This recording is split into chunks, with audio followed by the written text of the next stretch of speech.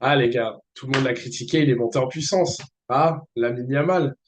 Bienvenue dans cette nouvelle vidéo. On va débriefer le match entre Séoul et le FC Barcelone. Donc voilà, pour commencer, je vais m'attarder direct dessus. Voilà, ça va être clair et net. Lamine Yamal, arrêtez de le critiquer. Arrêtez de le critiquer. Arrêtez de l'appeler le nouveau Ansu Fati. Ça suffit. Parce qu'en fait, ce mec vous répond toujours, en fait. Ce mec répond toujours. C'est un truc de dingue. Il est, il est trop fort. Quand il décide d'activer la machine, il est trop, trop fort. Alors oui, en effet, sur le dernier match contre Vissel Kobe, il a fait un match de merde. Voilà, on va être clair là-dessus. Il a fait un match de merde. Voilà, il n'a pas réussi un dribble, il n'a pas réussi un contre un. Enfin, c'était. Mais en fait, quand je vois le match d'aujourd'hui, typiquement, je me dis, mais ce mec est trop, trop fort, en fait. Ce mec est tellement fort qu'il choisit ses matchs. Et en fait, il a tellement été critiqué sur le dernier match et tout que je pense qu'il a voulu faire fermer des bouches. Il a voulu faire fermer des bouches. En fait, ce mec est beaucoup trop fort. Ce mec est beaucoup trop fort. On ne se rend pas compte à quel point, à 18 ans, c'est une pure dinguerie de faire des trucs comme ça sur une si longue période. Alors, ouais, ok, c'est Séoul. Vas-y, c'est pas ouf et tout, on sait et tout. Mais on le voit dans le jeu, en fait. On le voit dans le jeu, on voit sa manière de jouer, sa manière de dribbler, sa manière de tirer, sa manière de marquer, sa manière de passer. Tout ce qu'il fait, c'est intelligent. Quand il se met à fond dans un match, c'est trop, trop fort. Et on voit que c'est au-dessus des autres. On voit que c'est tellement masterclass, en fait, que genre, c'est une dinguerie. Voilà, ce mec est beaucoup trop fort. Je pense que lui, il peut taper plusieurs ballons d'or. Alors, pas cette année, parce que pour moi, ça reste Dembélé quand même le favori, mais il peut prétendre sur tellement d'années, si évidemment le Barça fait des résultats, mais en fait, cette génération avec les Pedri, les Lamine Yamal, les Gavi, même Rafinha, qui certes est un peu plus âgé, mais quand même, tu vois, il fait partie de cette génération-là.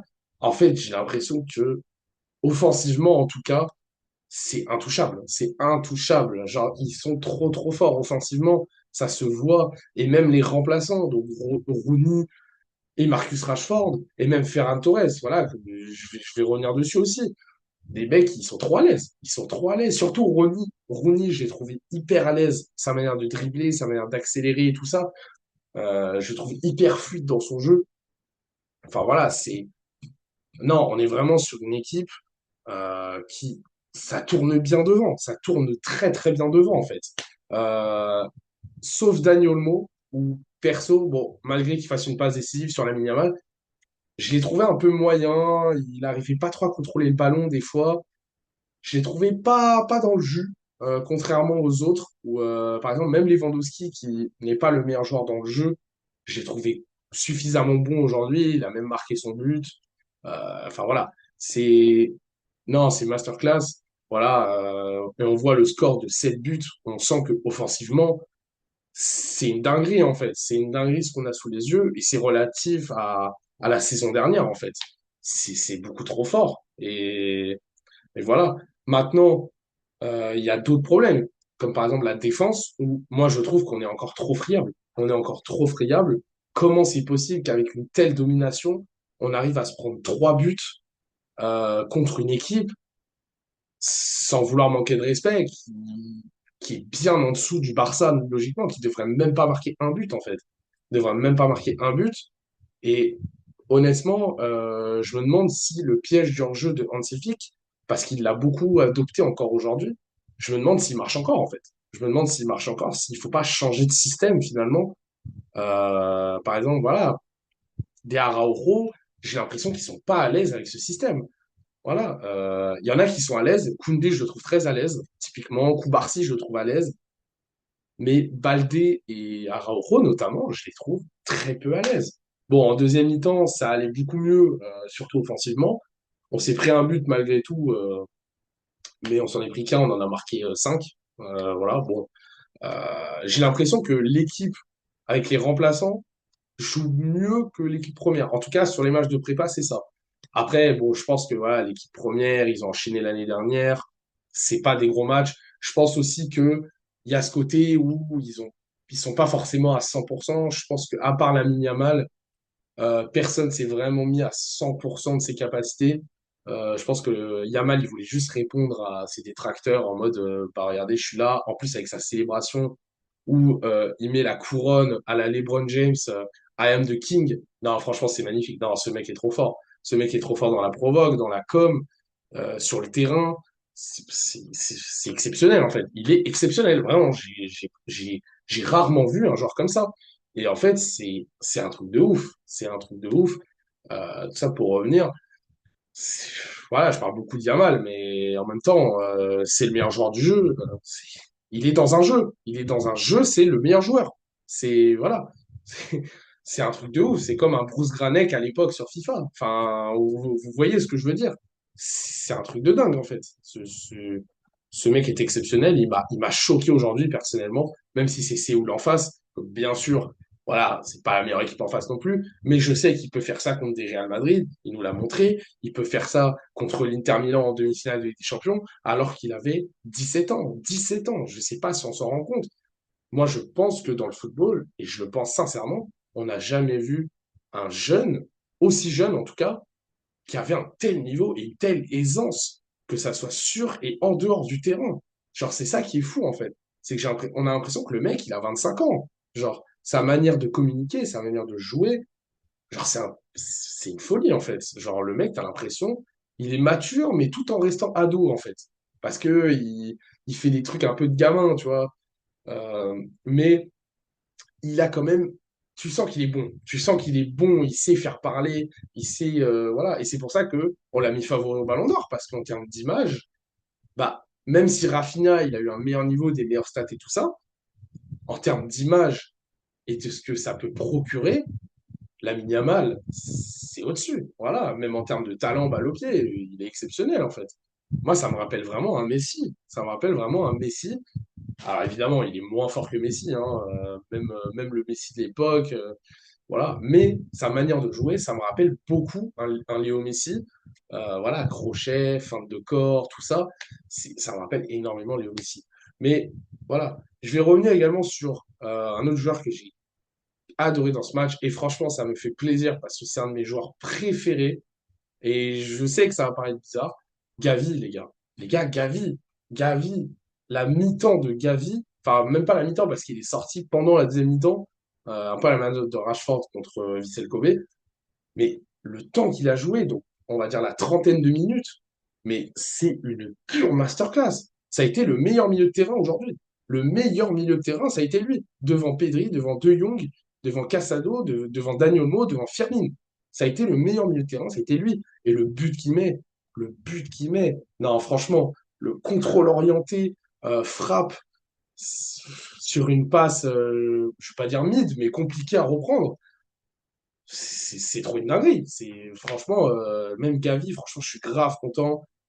Franchement, je vais pas vous mentir, j'ai hurlé quand il a marqué parce que en fait, c'était Gavi, c'est trop mon chouchou. C'est mon chouchou du Barça. Voilà, je le dis, c'est mon chouchou. C'est pas le meilleur joueur, hein. C'est pas le meilleur joueur. Voilà, notamment Pedri, De Jong. Je les mets au-dessus, hein. Si on prend équivalent à son poste, ils sont au-dessus. Mais Gavi, j'aime trop. Et pour moi, Gavi, en plus, il a le brassard de capitaine à ce moment-là. Vous vous rendez compte de l'image? C'est même pas le plus ancien sur le terrain. Et ce qui est souvent le cas, c'est souvent les plus anciens qui prennent le brassard parce qu'ils ont l'expérience et tout ça. Mais là, non. Là, on l'a donné à Gavi et Gavi a rempli le rôle parfaitement. Il a embrassé les cuissons quand il a marqué, alors que c'est un match amical. En soi, c'est pas un match hyper important, mais il embrasse les cuissons, il célèbre comme si c'était, comme s'il venait de gagner un trophée. Enfin, en fait, c'est ça que j'adore avec ce mec, c'est la volonté du gars, la volonté de faire plaisir aux Catalans, la volonté de faire plaisir aux Blaugrana. C'est une folie. Et franchement, je suis grave content qu'il ait marqué, parce que lui, à la manière de Lamine Yamal, pareil, il fait fermer des bouges. Tous ceux qui le traitent de catcheur, il les a fait taire, il les a fait taire. Vraiment, il les a fait taire. Et c'est ça qui est beau. C'est beau, en fait. Et ça va trouver des excuses, machin. Ouais, c'est contre Séoul. J'ai déjà vu, hein, j'ai déjà vu.